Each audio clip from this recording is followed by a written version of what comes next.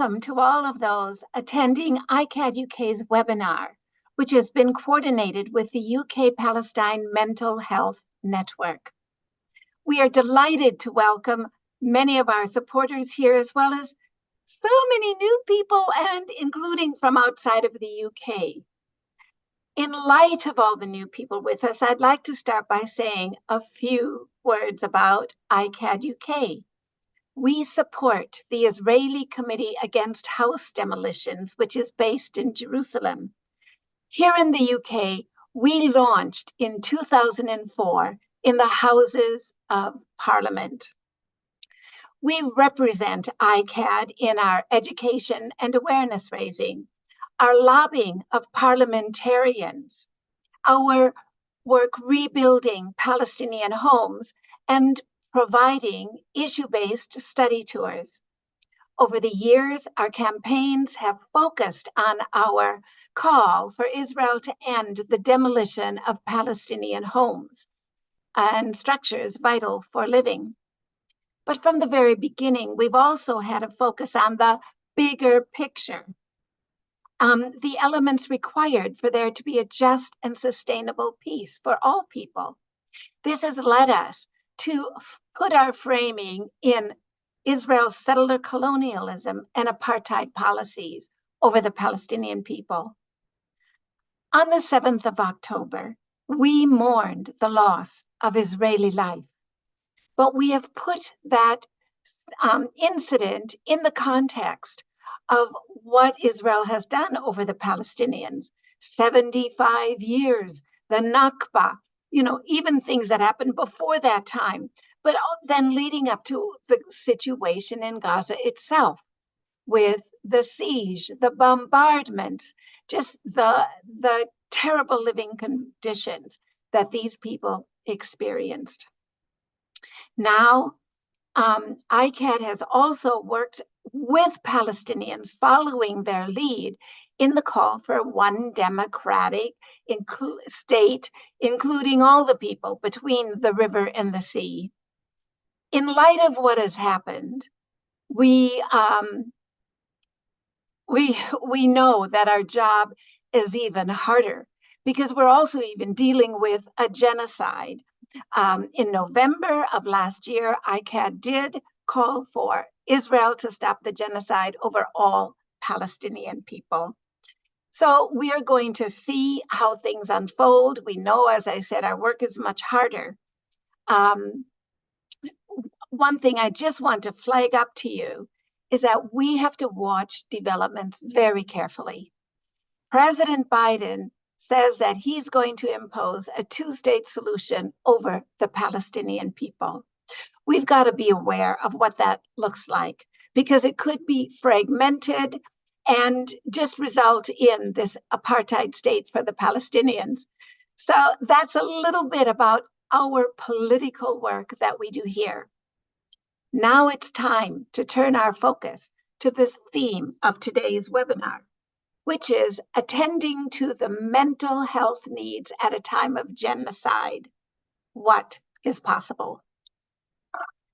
Gwyn Daniel will lead us through the program that we've got. Gwyn is a family and couples therapist and a trainer who works in Oxford. Gwyn has published widely, including articles she's written about Palestine. She's on the steering group of the UK Palestine Mental Health Network, and she's a patron of the Palestine Trauma Center.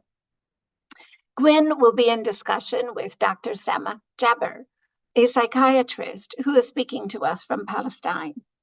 Following that, she will introduce David Harold, who is from the Palestine Trauma Center, which works in Gaza. Then Gwyn will introduce Dr. Martin Kemp, who lives in London, and Martin is a psychoanalyst who will be in discussion with Dr. Lama Khoury, a psychoanalyst and trainer who lives in New York. Each session will be about 20 minutes, and then we'll bring things together at the end. And I will be back with you providing some announcements and bringing our webinar to a close. So that is our program. And now it is time for me to turn over to Gwen Daniel. Thank you. Thank you very much, Linda. And thank you for setting up this event. And thanks to you and ICAHD for all the extraordinary work that you do in solidarity. It's an enormous pleasure for me to okay with this one, I think somebody is unmuted. Yeah. Could you mute yourself, please, Graham Bryce? Oh, sorry. Thank you. Thank you. It's a huge pleasure for me to introduce Dr. Samar Jabba. Samar is a psychiatrist who practices in Ramallah and Jerusalem, and she's active throughout East Jerusalem and the West Bank. She's currently head of the mental health unit within the Palestinian Ministry of Health, and she's also an associate clinical professor of psychiatry at the George Washington University, USA. Dr. Samar Jabba has an extraordinary range of interests in psychiatry, all of them so deeply relevant to the pain that Palestinians are currently experiencing. And they include the rights of prisoners, the problems of stigma. She's also specializes in psychoanalysis, childhood trauma, and she's been very involved in the integration of mental health services within public health. Samar is a prolific writer and indeed has published a great deal since the beginning of the current onslaught of Gaza on the 7th of October last year. Samar is also the subject of a very wonderful film produced by Alexandra Doles from France called Beyond the Front Lines, which I strongly recommend to anybody who hasn't seen it. And if I could just add one thing about Samar from a personal point of view, I just want to say how much, Samar, you have really been able to inspire us in the immediate aftermath of the horror, when I think most of us struggled to find any words to express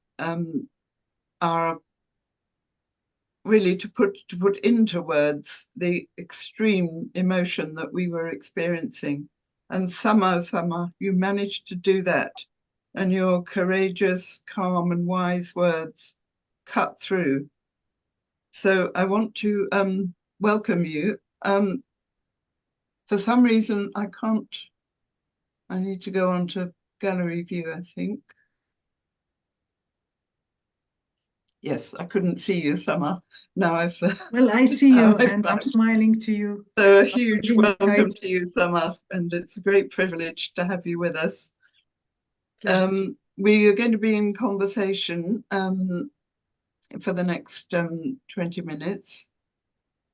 And I suppose, given what I've just said about finding words in the midst of this horror, where many of the words that we use in fact express the difficulty of finding language.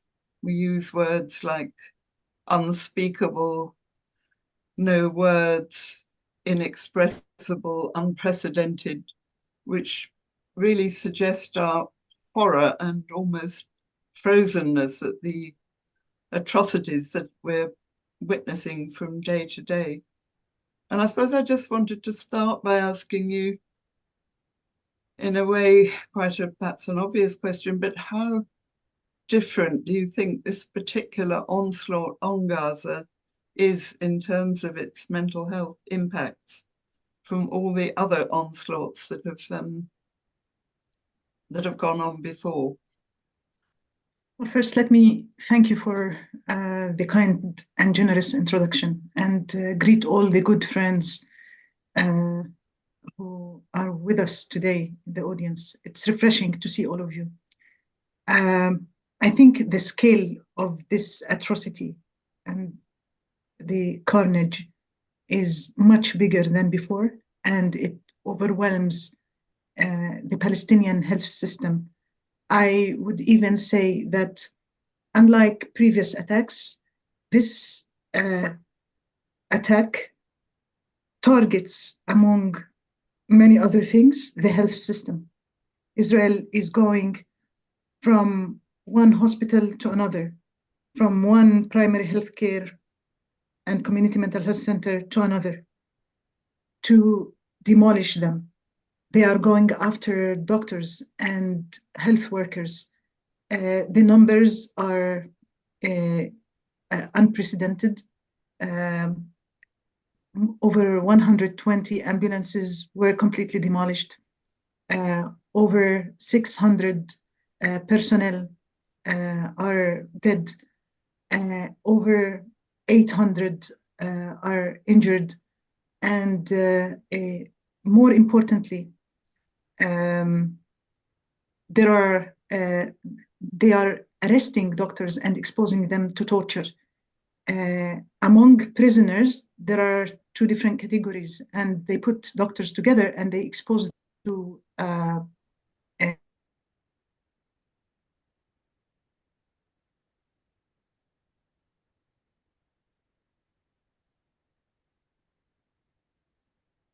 I think some might have images. frozen. Oh, good. Yeah, those are things that we have not witnessed before. I think the intentions, it was obvious from the first day, and even before. I think anyone who's paying attention to the Israeli discourse, I think the genocidal intention has been present in the Israeli discourse, but now Israelis seize the opportunity to implement it. And they are killing Palestinians not only by bombardment, but also by famine and by allowing preventable diseases to spread and kill as many Palestinians as possible. And even if there will be ceasefire tomorrow, there are many neglected people who were treated for their chronic diseases who are left untreated.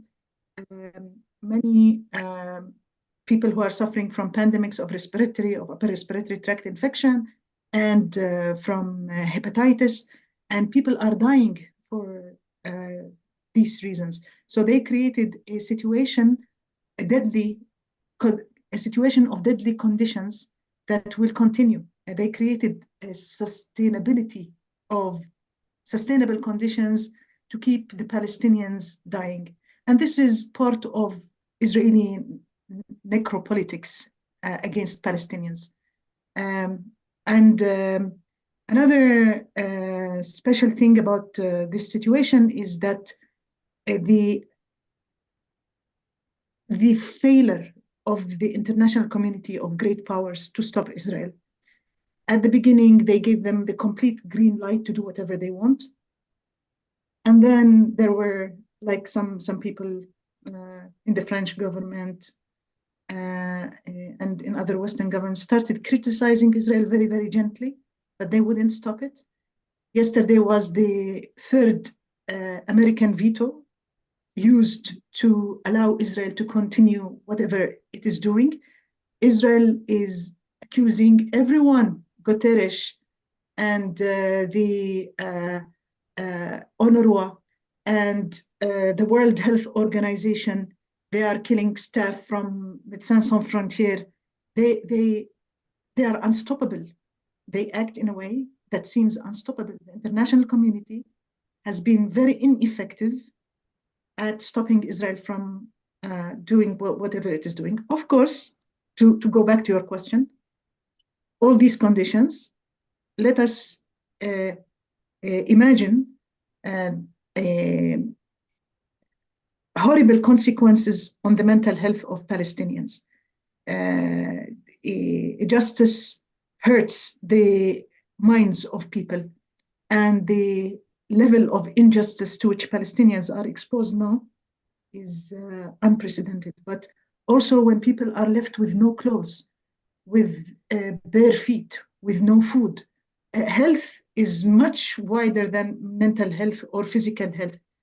The social conditions in which people live make it impossible to be well during this time.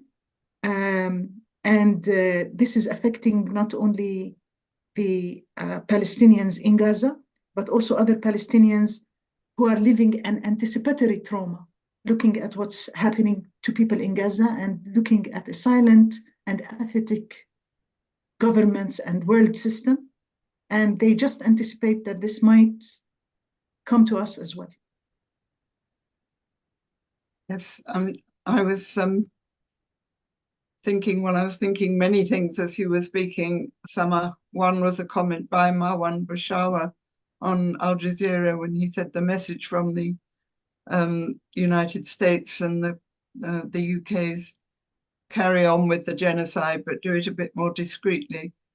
And I think that, for me, fits with the idea that trauma, which is visited on a community, is also exacerbated massively by the sense that nobody really cares, or the people that could stop it are not stopping it. And I don't know what, I wonder if you could say something about what you think the sense of abandonment, not just for the people in Gaza, of course, but also people on the West Bank, the citizens of the West Bank who are suffering such attacks from settlers. Could you just say a bit about what you think the sense of abandonment does to people? Well, of course, there is disappointment is not new to Palestinians.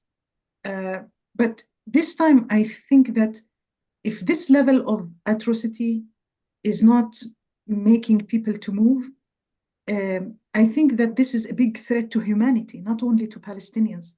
If Israel gets away with this genocide, why wouldn't other tyrant regimes in the world also replicate Israel and do something like that? So there is a sense of abandonment, especially from the surrounding of Palestine, the Arab governments, and there is also Palestinians understand that many governments are complicit in this situation. And I have to say that also Palestinians understand that the silence of the Palestinian government is also extremely disappointing and unacceptable. Yes, I was thinking, and I know you've really stressed this in your writing recently, but probably always, that even though at the moment the conditions for the people of Gaza are so dire that they're struggling for physical survival and struggling to hold their community together in whatever way they can, I think that you would still say that the importance of mental health intervention, or the role that can be played by mental health practitioners, is absolutely crucial. And I wonder if you could say a bit more about that, about what you think the role for so long I have pushed for MHPSS to be considered as part of any health service. So in Gaza, I've been involved in building capacity in mental health in Gaza over the past years. And we have solid national plans for mental health, for child and adolescent mental health, for suicide prevention. But I started by explaining how this situation has destructed the health system in general, and of course the mental health system, not only by destroying the only psychiatric hospital and completely destroying 5 out of the 6 public community mental health centers, but also by killing mental health professionals. And most of my colleagues there lost their homes. They are displaced themselves. They spend endless hours to charge their mobile, 50%. They wake up late at night to accompany their children in the tents to go to a distant bathroom. So they are overwhelmed, and their capacity to support others is very limited now. I wrote previously to The Lancet saying that with no safe place, with no basic needs like food and water and medicine, it is difficult to provide mental health services to Palestinians. And yesterday I had a meeting with the colleagues who are involved in establishing MHPSS. And one of them said, there is no place. It's not that there is no safe place. There is no place. All of the clinics or all of the places where they provided services are completely destroyed. So it makes the situation very challenging there.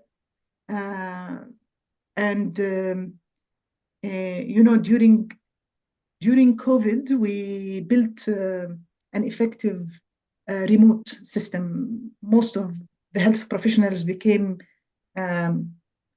skilled in using remote interventions to support each other, but that's also impossible in Gaza. We contact friends with extreme difficulty to get their colleagues who provide mental health services. It's difficult to listen to them. It's difficult to communicate with them effectively. Yes, the people that I've been in contact with, the basis seems to be just checking that they're still alive. It brings me to, well, I guess one thing is that the extraordinary thing is, and probably David will speak more about this, that even though the population are living under such unbelievable duress, bombardment, starvation, there are still things happening that people are doing to try and improve the mental health of their colleagues. I was thinking of people who are providing warm places for mothers with newly born babies to be together when otherwise they might simply, the babies might freeze to death, or the mothers would not be able to bond with their babies. So there's a huge amount, I think, that is going on that people perhaps from the outside don't get to hear about, and maybe we could speak about that at the end.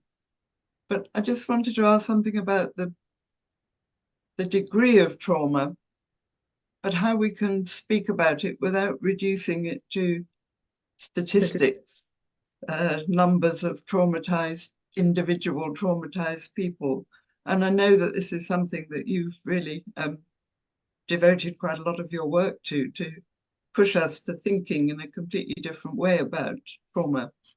And it seems to be especially crucial that we do that at the moment when it's impossible to imagine a single individual living in Gaza who is not traumatized, let alone many of the people from outside Gaza who have families within Gaza who they're losing. I just wonder if you could say a bit about how should we be thinking about trauma in these present circumstances? I think this trauma, this I don't know if what like mega traumatic events that are taking place in Gaza. It is affecting everybody, and there are many people who are still stunned and not expressing emotions, and there are people who started showing traumatic symptoms, traumatic reaction symptoms in response to trauma, and there are also others who are energized by what's happening, and they try to do the maximum. They don't want to feel helpless. in front of what's happening. So we saw the journalists multiplying their efforts to cover the news, citizen journalists, people who use their mobile phones to communicate the reality in Gaza. We saw doctors going out of their way and taking risk and running under bombardment to go and rescue somebody. So there is also this in Gaza. It is difficult to measure. This is a collective trauma that will not only affect all the individuals who are directly targeted by the events, but anyone who's involved in the Palestinian identity is affected. And trauma also can damage the social fabric of the Palestinian people. And, you know, the physical damage is so huge. Without rebuilding the physical damage around Palestinians, it is really difficult to differentiate between the psychological damage that is happening to people and the impact of the de-development and the devastation that surrounds people.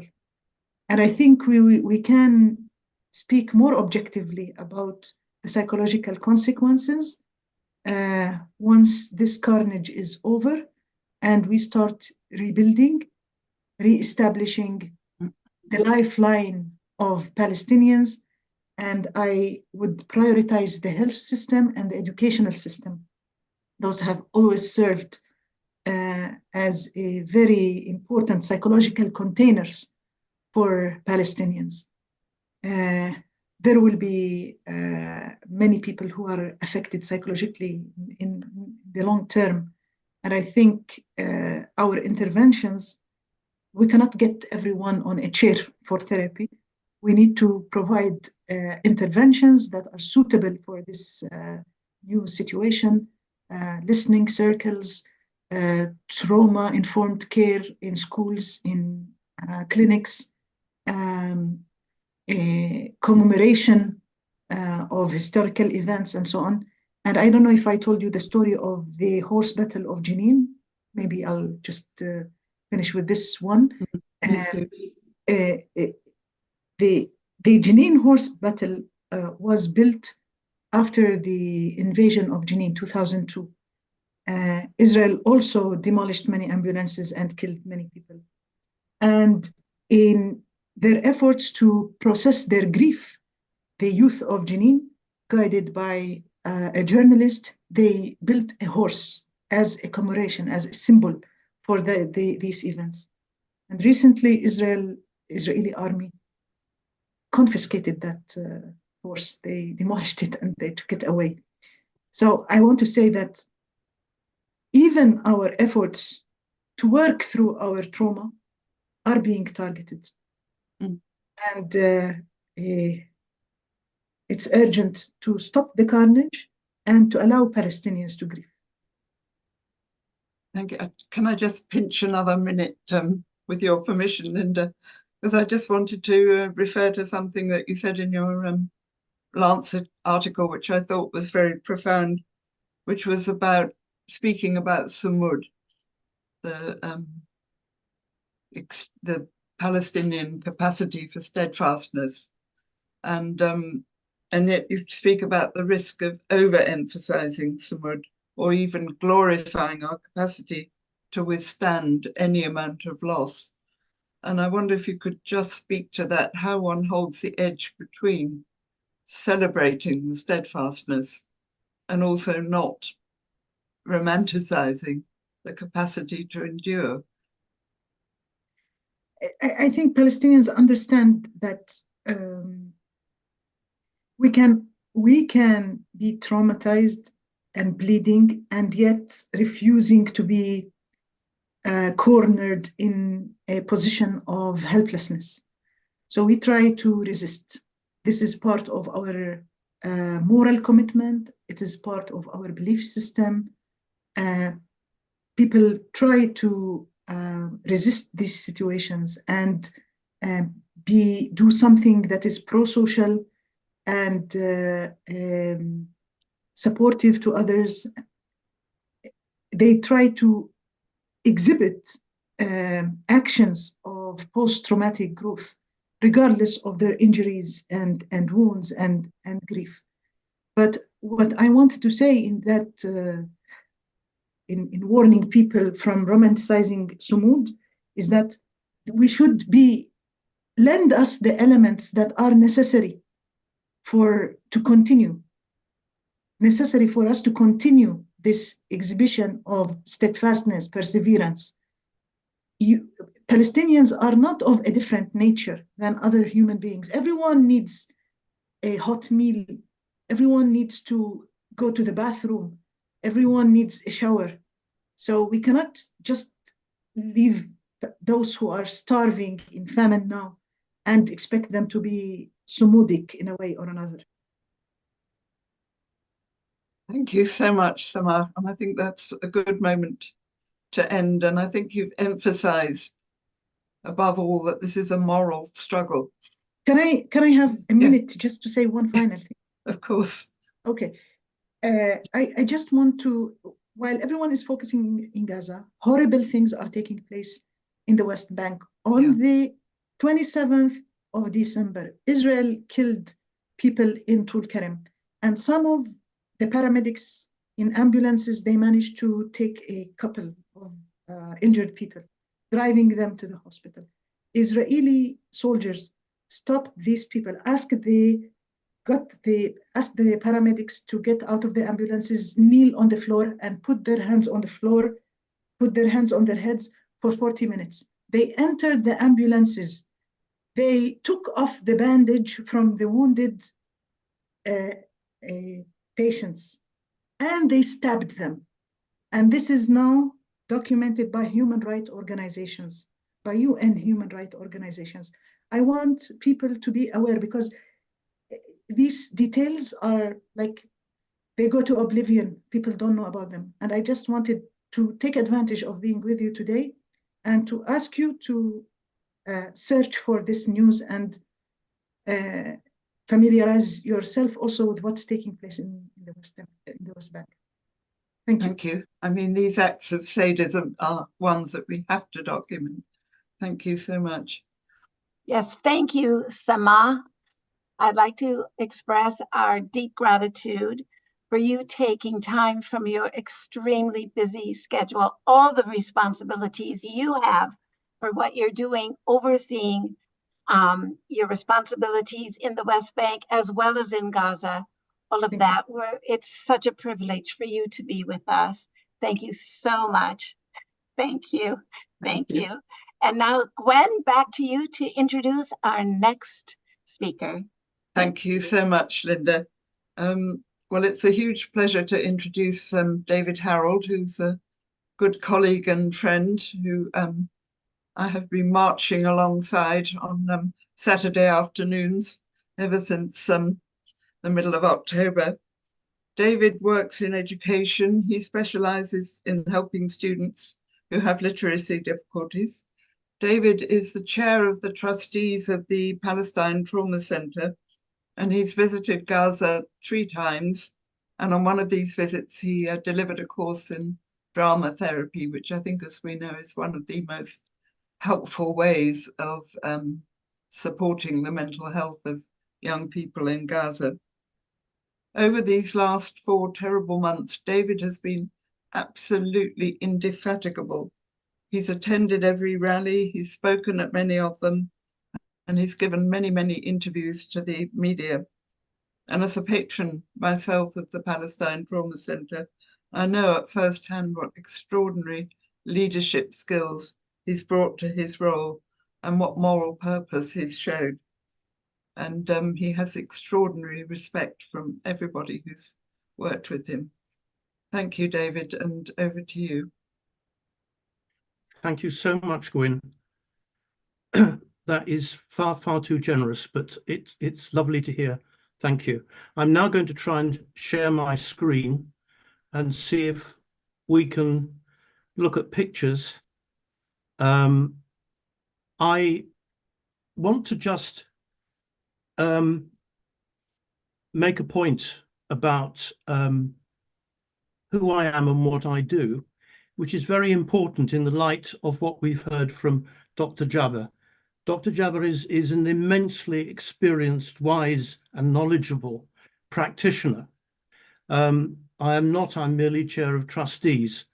And what she has given, as you've heard, is a brilliant overview of the situation.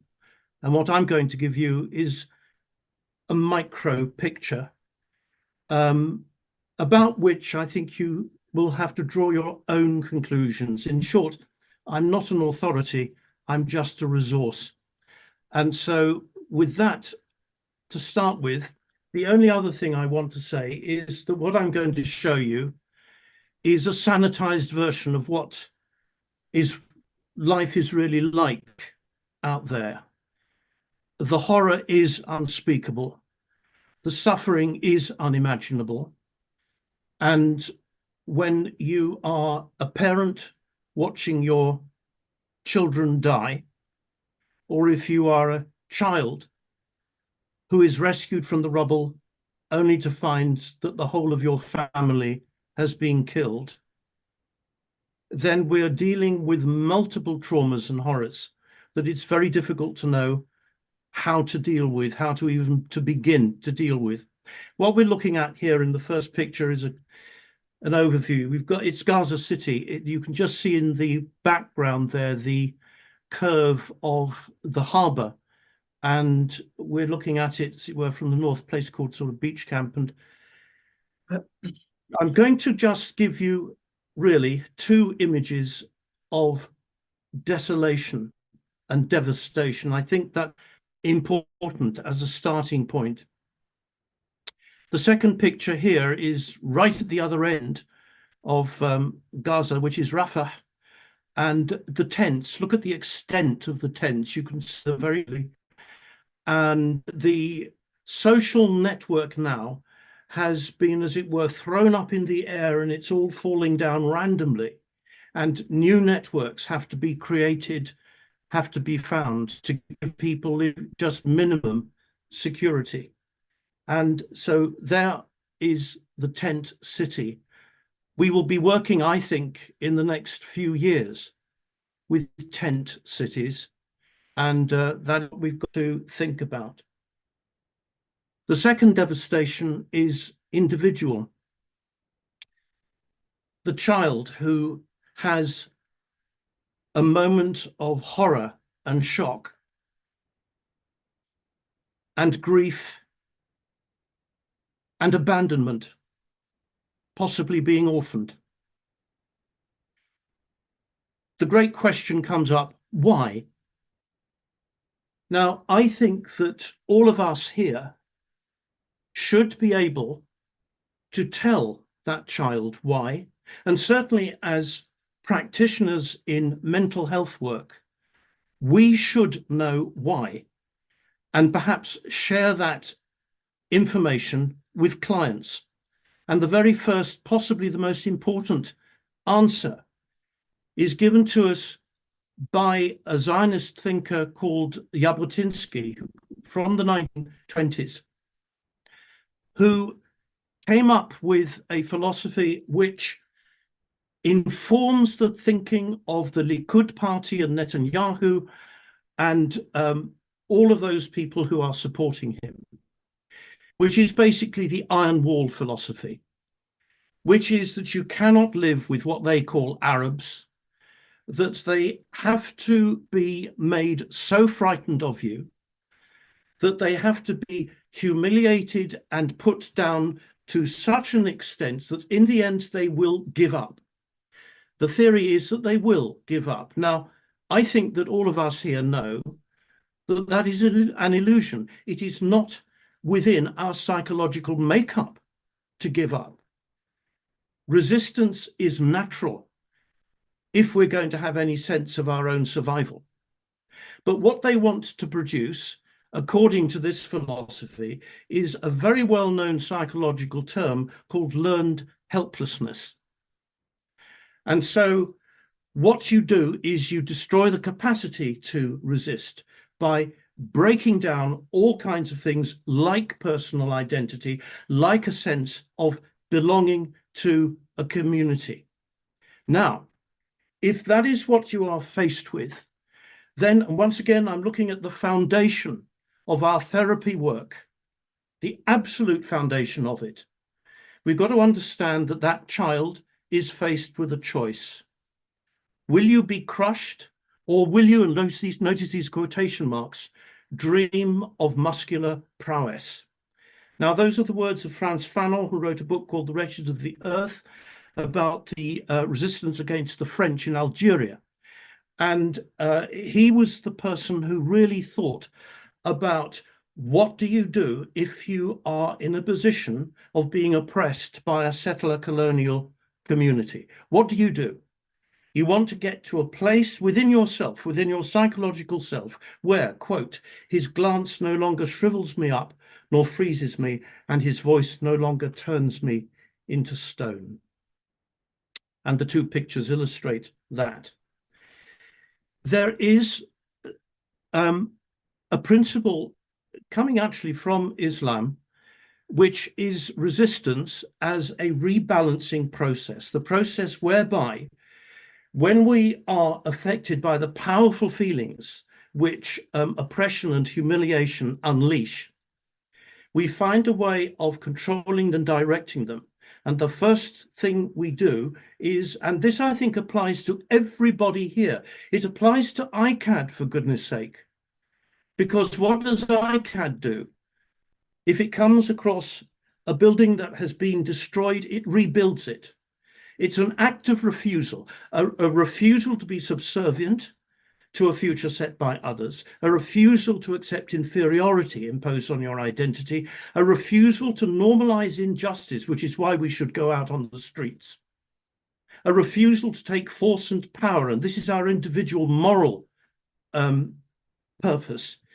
These should not be taken as dominant considerations, because the dominant considerations should be human rights and justice, and this needs constantly reinforcing. Sometimes we get a bit, shaky on that, and we shouldn't. And I took a quote from the Warsaw Ghetto from Marek Edelman, which is the final refusal, which is to die in silence.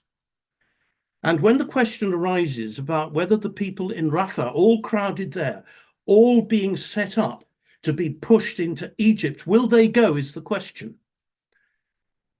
Most of them possibly are likely to take the attitude that Marek Edelman's quote here reflects. We shall not die on our knees. We will not, we absolutely refuse to die in silence. We are not just going to go into a desert and disappear. We will die here in defiance of you. You see this in the work that is done with disabled people. This is some of our work with amputees, for example. They play games. You could have an amputees football team, etc. These are acts of defiance, a refusal to give in. Even in this little poem, which you can see, written by one of the therapists in focusing, you can see a sense of balance in the way that it is written. It's in the style of the poem. And many of the poems have this. The departed are many, but the ones who stay are more. The fear is big, but the hope is bigger. The injustice is great, but the power of God is greater. Incidentally, never underestimate spiritual strength. I'm not a believer myself, but I welcome the Islamic faith that these people, the Christian faith that these people have, that can give them this sense of rebalancing themselves and combating the oppression. And my final example really is this very short video. I just want you to look at this, of people reacting and working at a site where they're digging people out of the rubble. Just look at their attitudes, look at their gestures, listen to the music that is put on the soundtrack of it. This is something that came through and is obviously, amateur, but therefore true.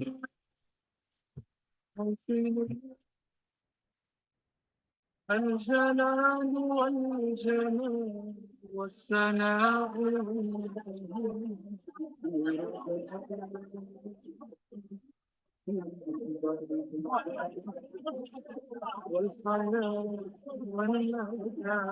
والموتى والهنا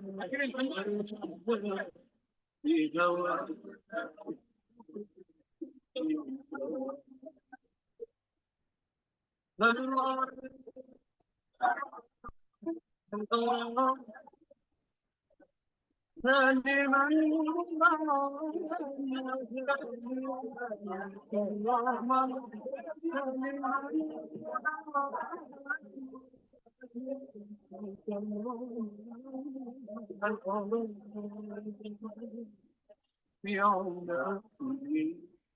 This is more than Sumud, it is intifada. I wrote an article called From Sumud to Intifada.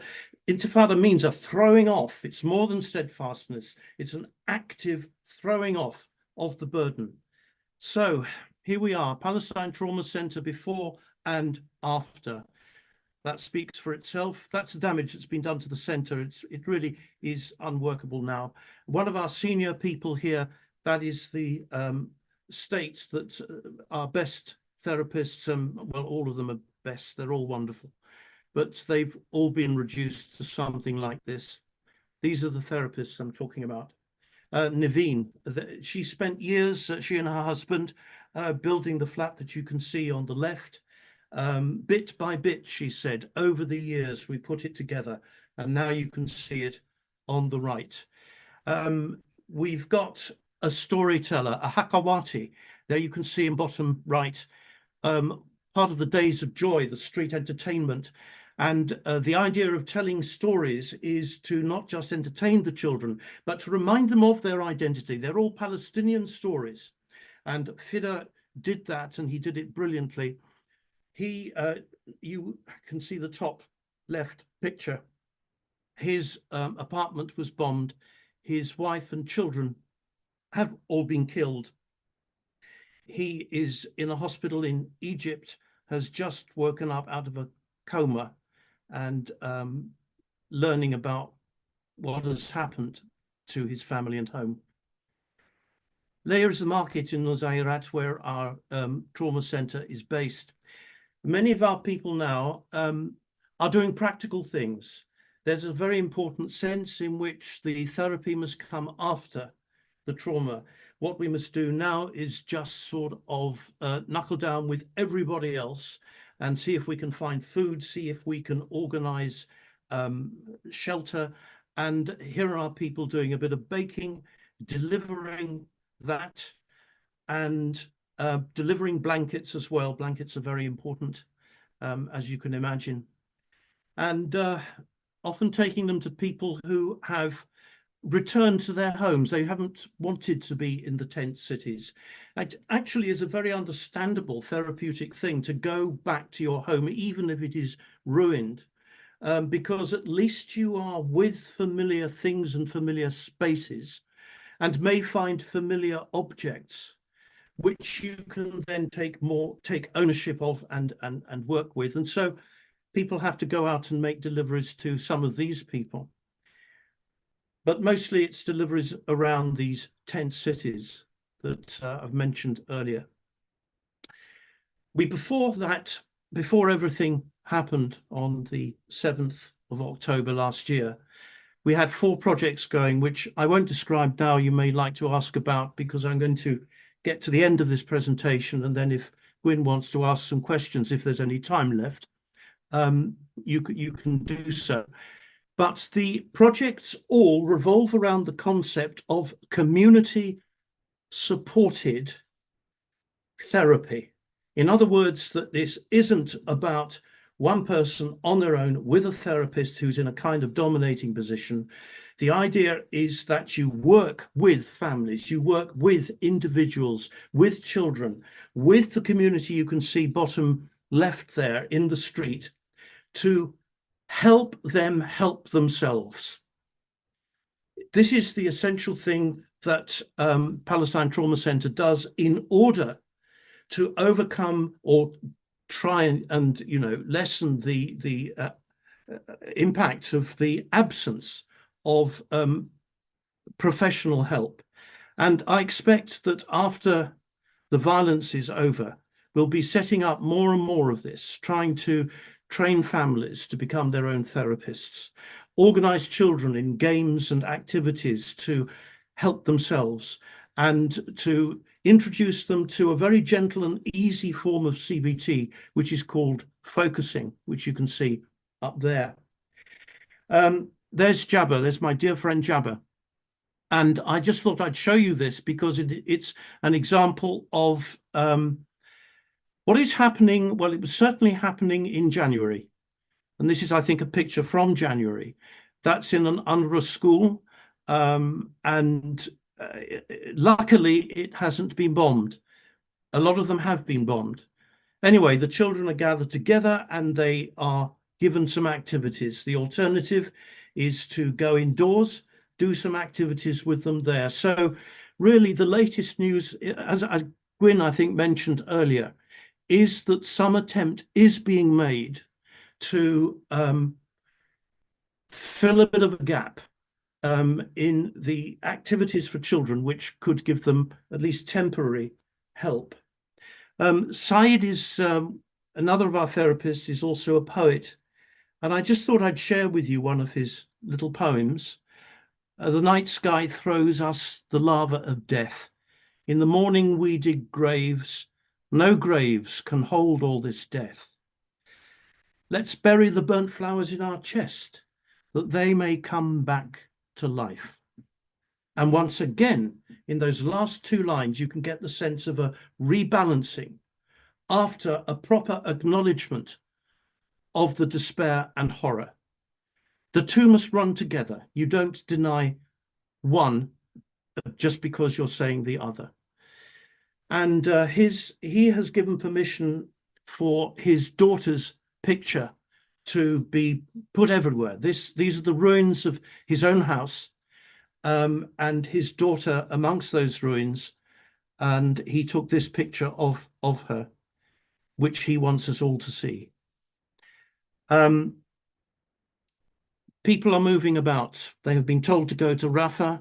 That now is unsafe. They've been told to go somewhere else. This is like another picture. You've probably seen some of the old pictures of the Nakba of 1948, and this is an exact reflection of that. And people are seeing this. It's probably worse than what happened then. But there they are on the road. It's very important to remember this historical perspective because there is such a thing as intergenerational trauma. The grandparents were traumatized, then the parents, and now the other generation. And all of that has to be unpicked and understood, and is very difficult to do so. But if you work in family therapy, it can be done on an individual client basis, as it were. The other thing, of course, is that the trauma is complex. There are so many things happening at the same time.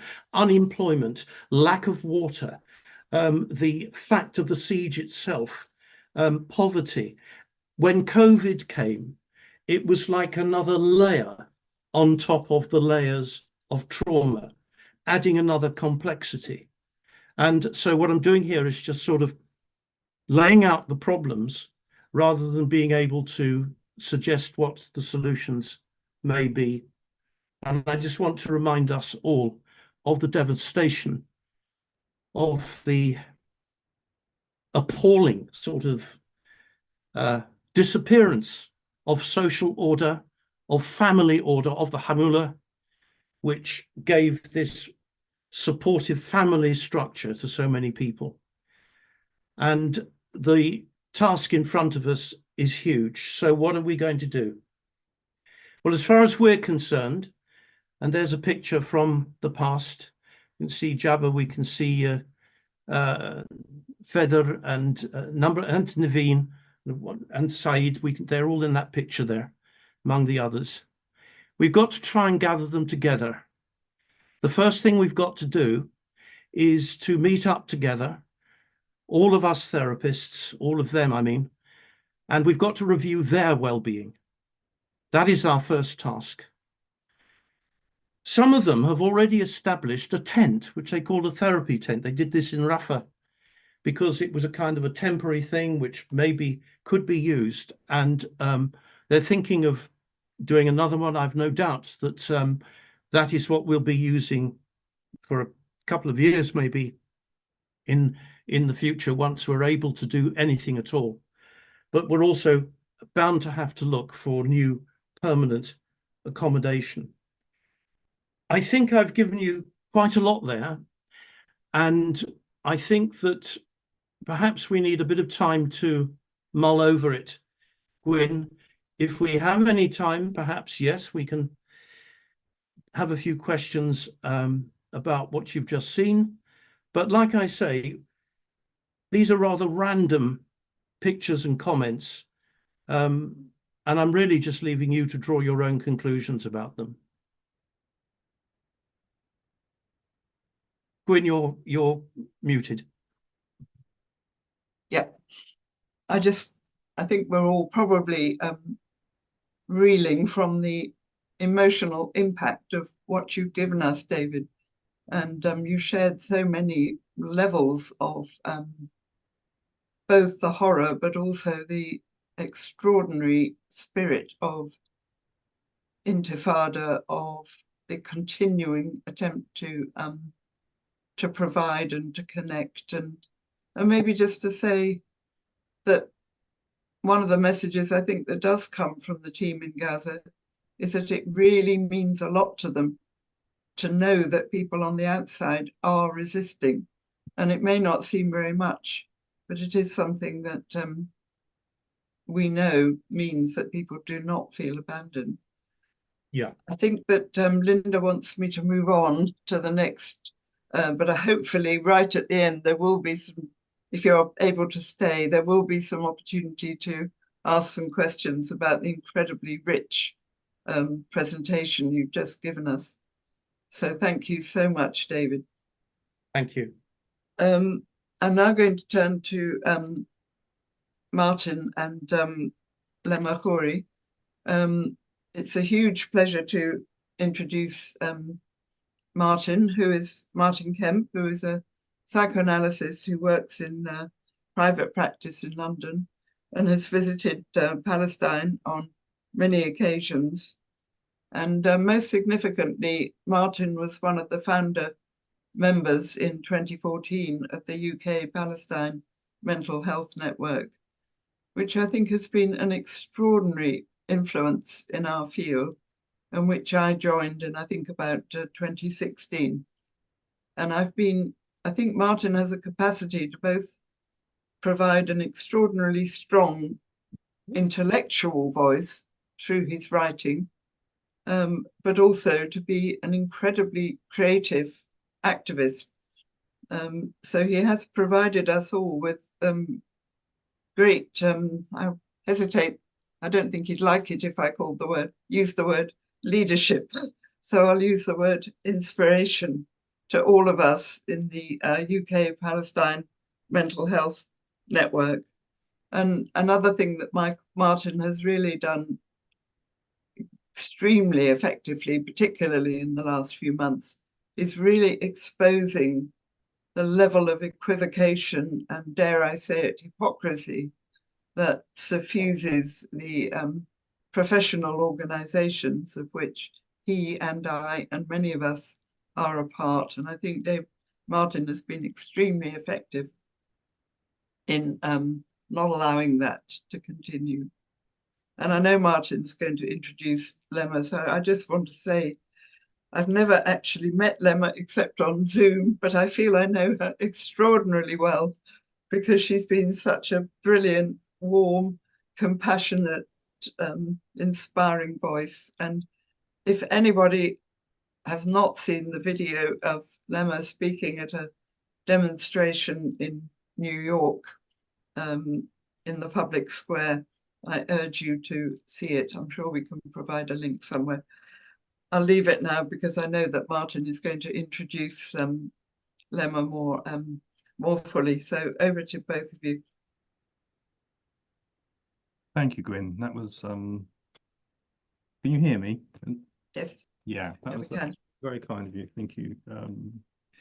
Yes, I'm very pleased to be introducing Lema Puri, who's a Palestinian psychoanalyst living and working in New York.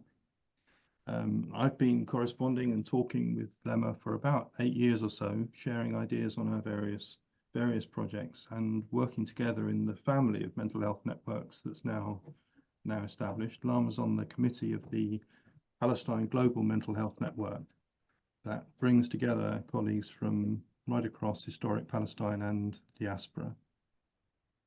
Lema's written papers analysing the ways in which uncritical attitudes towards hegemonic concepts can have serious consequences for public consciousness, one on the discourse around terrorism, and a further series of papers exploring the experience of being a Palestinian clinician operating within the culture of American psychoanalysis. Thank you very much for being here today, Lema. I'm going to ask you to, first of all, to share your impressions of mental health work in Gaza before this current phase of the genocide began in October. There has, as we know, been something of an attempt to rewrite history, found in the suggestion that on October the 7th, something terrible emerged out of nothing without sense or cause or context. But we are aware, of course, that the situation was already exceptional, as David has indicated. The siege and the stifling of life in every aspect, the repeated massacres and the wholesale destruction of housing and other infrastructure, and the studies that try to describe and quantify the traumatic consequences. In 2015, the United Nations declared that unless the policies of the occupation were reversed, the Strip would become uninhabitable within a few years. So I wonder if you could first share some of your impressions of the work our colleagues were engaged in Gaza in the years before the current crisis. Thank you, Martin, and Gwen, thank you for this generous introduction. Feelings are very mutual. And David, wow, oh my God, that's, oh, I thought the message was for me. Anyway, that was really, you left me, my heart is imploding, you know, with what you shared, David. And, you know, I was telling Martin, we spoke on Sunday, I was telling him he's the honorary Palestinian, and he promised to throw out his British passport and take a Palestinian passport once we have a state. So that's the plan. Anyway, you know, it's really hard not to feel, it's so painful to watch for all of us. It's so painful to watch. But when we're here in this space, and you know, I know I'm not answering Martin's question, but I need to say this, that, you know, there's so much, you all make such a big difference. Everybody on this meeting, you make such a big difference. When Cafe Palestine started during the pandemic, I'm in close touch with Yasser Abu Jameh and other people in Gaza, and the message was, when we realize people care, people from outside care, they want to know, they're here. It gives us so much power. So I want to, you know, it's not a small thing that you're all doing here. Linda, I always had great admiration to you. I've heard you so many times. So anyway, back to Martin's question. So I started working very closely with Gaza last year under the umbrella of the Gaza Mental Health Foundation. The president of the foundation is Nancy Murray, and she's been, there are many other people, you know, in the board, and we're very closely engaged with everyone there. And so the involvement was, so we're working with the Gaza Community Mental Health Program. Dr. Yasser Abu Jameh is the director. And under the umbrella of the Gaza Mental Health Foundation, there are like satellite programs that focus on children and women.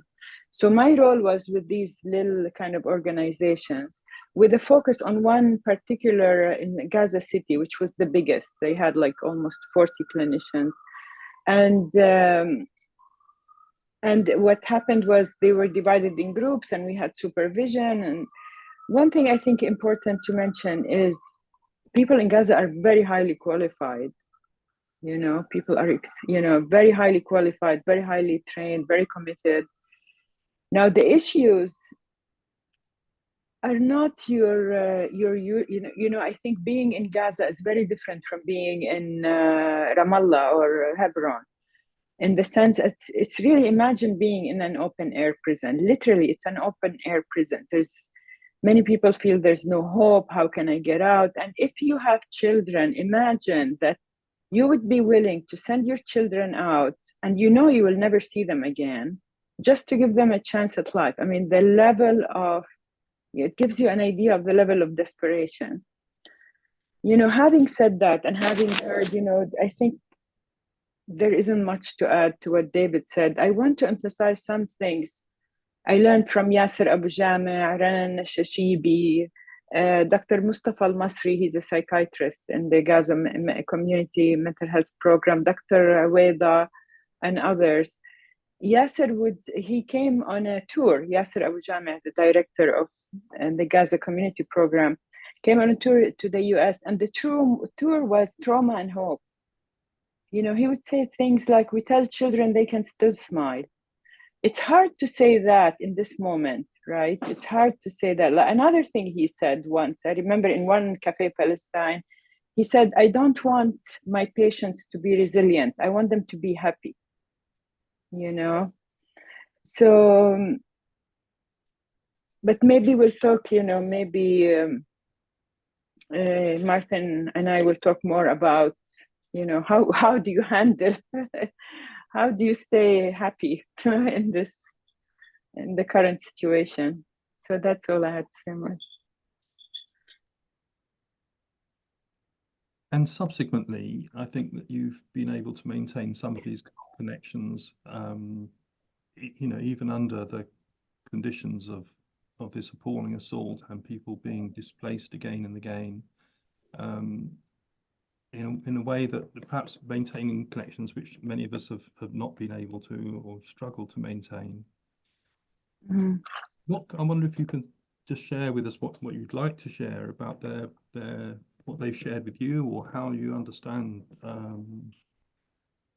something of the experience of our colleagues who have been surviving this, or not. You know, when I before October 7, you forget, when you're working with the clinicians, you forget that they're actually suffering the same suffering as the clients they work with. After October 7, of course, you start realizing, you know, everybody is starving, everybody's hungry, everybody's scared. You know, you hear messages like, and that was early in the bombardment. Imagine living under bombardment 24/7. You're hearing bombardment 24/7.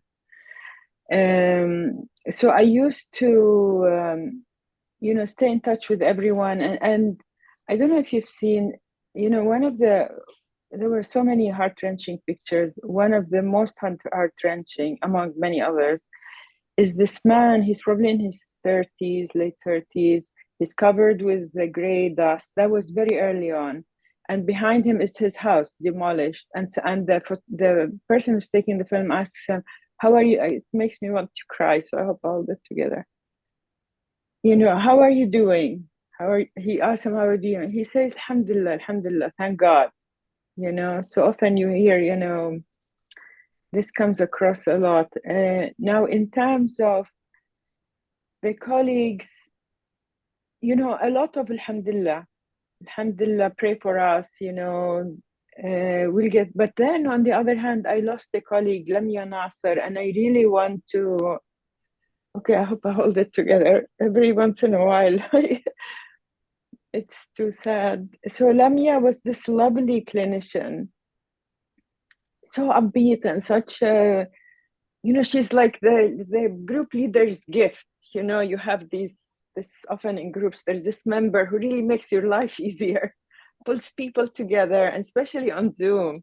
And that was Lamia, and she was killed very early on. She was 24, and she was killed. Someone else was also killed, a very young woman, also 24. And for a while, for days, she kept sending messages. they're bombing us. I'm scared, sending, until eventually, she was killed. At this point, I know everybody, as far as I know, everyone I know is not living in a home. They're living in a tent somewhere, And I don't know how others feel. Honestly, I feel so helpless, hopeless, and that I'm embarrassed to reach out. I don't know how others feel. Like, what do I say?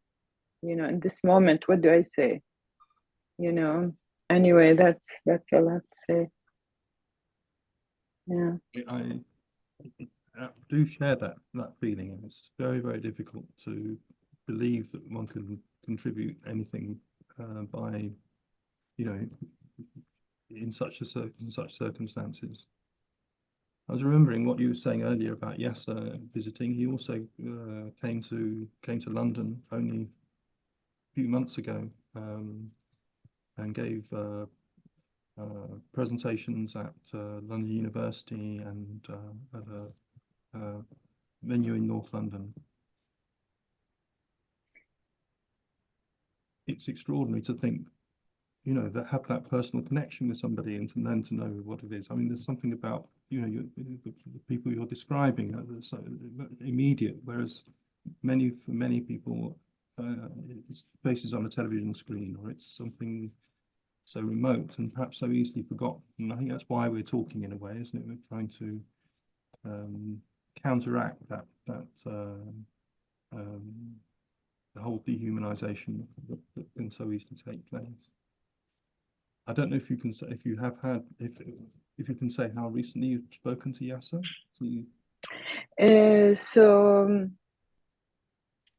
He's incredible. I mean, Yasser is incredible. I was speaking to him regularly. Now I hear from other people. I don't want to burden him.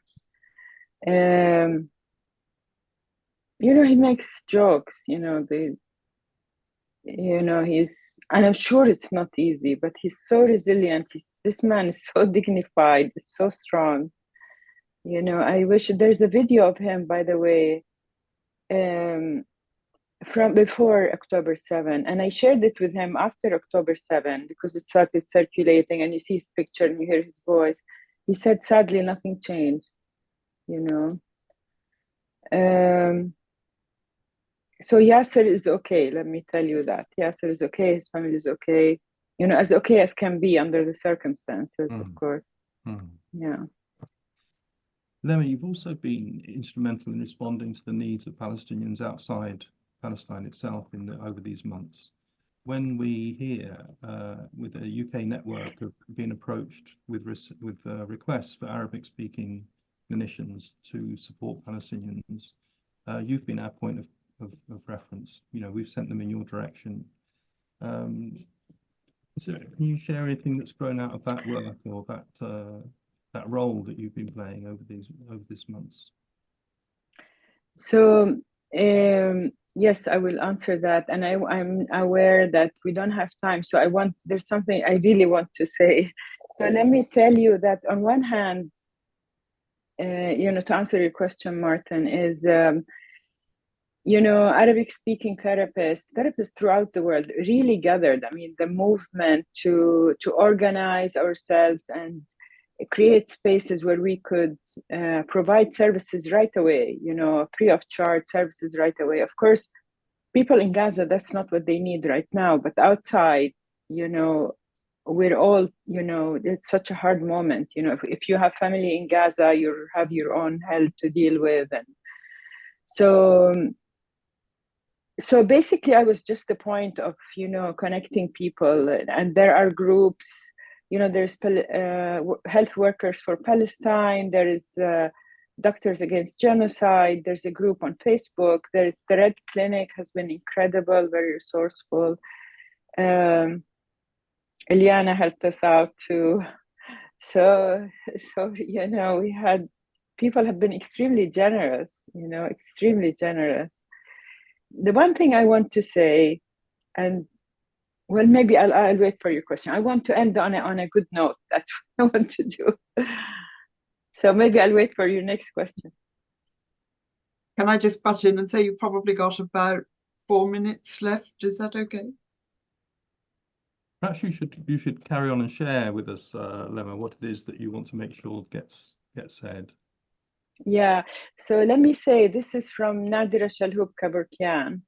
Nadira has always been the kind of the voice of poetry and imagination and resilience and love, and she really emphasizes love. And we were meeting yesterday and discussing of what we can do. So I said, with my clients, I always, since October 7, I have two phrases in my mind: anti-colonial living and radical self-care. Anti-colonial living, really not to colonize ourselves, not to silence ourselves, not to be in our own way, that kind of thing. And Nadira, in this moment, I'm sure you know how the situation is in Gaza and throughout historic Palestine, not only the West Bank, throughout historic Palestine, the silencing, the gaslighting, the oppression, the unpredictability, the fear people are living in. So Nadira had this idea. I thought maybe if we are organized enough, we do it, is we all open our windows and play very loudly in Jerusalem, Jerusalem, Ramallah, Hebron, London, New York, and play the song is called Ya Zahrat al-Mada'in. It's a Fairuz song.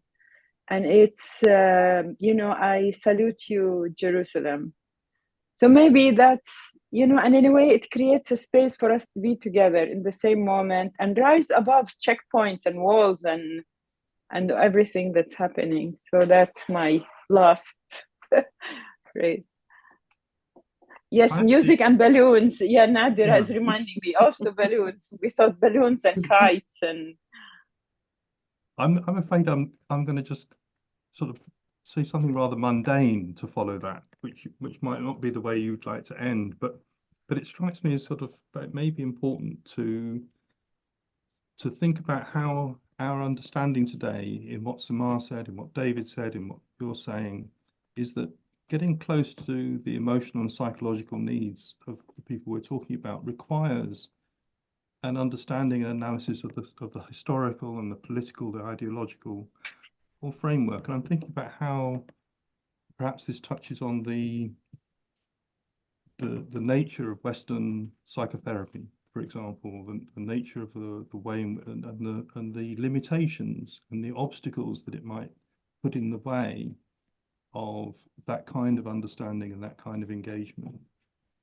And so I think we're talking about something which sort of implies some kind of struggle within ourselves in our own kind of professional outlook. I don't know if you've got anything to add to that.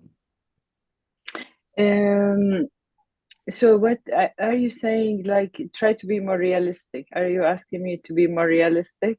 Is that what you're asking? No, I'm saying maybe I think that our professions, our professional community needs to be more realistic, that there's an element of lack of realism or a lack of engagement in not being able perhaps to frame easily or to integrate into our thinking the kind of understandings that have been shared by all the speakers today. Like, you're absolutely right. I see what you're saying. I mean, this is such a peculiar moment in history. And I don't have time to share with you the kind of symptoms I'm seeing with clients I work with. And really, they're specific to the genocide, specific to watching a genocide unfold, and the world that can make a difference are just watching, And when you say, and what we don't understand in Western, in Western kind of framing, which is be independent, be resilient, etc., it misses the community. It misses us being together. I mean, the reason this idea of balloons and music that Nadira came from us saying we're depleted, we're hopeless, and how do we, we have to challenge the Western norms. We have to, like Yasser said, I don't want you to be resilient, I want you to be happy. Yeah. Thank you very much, Lemma. Thank you, Martin. I want to thank you both for such a thoughtful, reflective and warm discussion, which I think really does kind of exemplify what we mean by solidarity, and it was wonderful to have our dear Nada's input into that. I'm so sorry that I don't think, do you think we have time for one question? Linda, I'll defer to you because you're the director. Have you selected one? Well, one question. There is Cafe Palestine on Saturday. I'll come back to that in a minute. So we can carry on a conversation then. And it's just because Malcolm has to leave. So yeah, it's got to be quick, very quick. Well, there was one question which I think David could answer very quickly. It was a very practical question, but I think a lot of people would be interested in the answer. And that is whether financial aid still gets to the organisations on the ground. And I'm pretty sure David could answer that. Only, well, it can sometimes get to the bank, but then they can't access the bank, if you see what I mean. So that's the short answer to that at the moment. Occasionally a cash machine will work, but you just don't know I don't know what's been bombed recently on that front. But I think the charity was able to get money earlier and during the bombardment, and they were able to buy food to distribute, which they've got their salaries now up to the end of March, and we've got to work out, you know, whether they can after the end of March now. That's our next task. So could I suggest that people, you know, stay in touch with the UK Palestine Mental Health Network, or, you know, through us when we post this recording, as information becomes clearer about how we can provide financial support to organizations working in Palestine, in Gaza specifically, that can be communicated. So it's such a difficult and unstable time at the moment. I understand your challenges right now, but it's great to know that people here want to provide support. And it's true, every time we hear Palestinians speaking, and those who are working in Palestine, as you are, David, as well, and with those from the Mental Health Network and others who are on this call from other support groups. It's so humbling. I'm always learning from the Palestinians what they have to teach us about life. This is life, what they've got for us. I'm just going to whip through 4 slides very quickly. And the first one, Malcolm, if you can bring up, is about Cafe Palestine. I refer to it this Saturday. Again, carrying on the work, honoring the work of our colleagues in Gaza, part 2. So go to the UK Palestine Mental Health Network website. We've had it in the chat line, but you can Google it and you'll get the link for joining. Secondly, next slide, we've made some reference to opportunities to going to the occupied territories and into Israel, not Gaza, of course, but in May, there is a tour that is planned. It begins with a special focus for mental health professionals and social workers, and then going on looking at even more of the issues, but woven through it all will be this focus on trauma and dealing with this genocide. So again, go to the UK Palestine Mental Health Network website for more information. Next slide. Learn more about ICAHD. We've mentioned the work, some of our campaigns, our focus. We are a political organization working to change the situation on the ground, working to change history. And so we send out action bulletins mid-month, spelling out things that people can do. It's a great resource. And then at the end of the month, we send out a newsletter. So if you've not connected with us before, that's something to do, a way to do it. And then the final slide And for those who want to move on and actually join our organization, we're a membership organization. We seek to be really relevant, equipping people for campaigning and getting out there. And as I said, we work on settler colonialism, genocide, the apartheid policies that have been put over the Palestinian people, home demolitions, displacement. It's all about ethnic cleansing, isn't it? And we work then for a just and sustainable peace. So there we are. That's a little bit about us. If we could put those down, it's just left for me to bring this to a close. I'm sorry it's got to be so quick. I'm sorry it must be so brief. We've been honored to have our speakers with us. So inspiring. And just may you each go from strength to strength. And a special note to Lama and Sama and Nadara and all the other Palestinians who have been part of this call. We just long for you to come to the day of your liberation and the fact that you've had to live under oppression for your whole lives.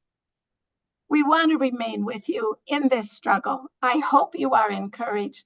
I hope all of our speakers who've taken part today have felt encouraged by another opportunity to share in your work, your wisdom, your focus. May you all go from strength to strength. I thank all of the people in the audience. May we remain together in the struggle. I hope we will see each other again. I hope the day will come when we can rejoice together in the streets. Thank you so much. The recording will be available, and I say good night. Thank you. Thank you.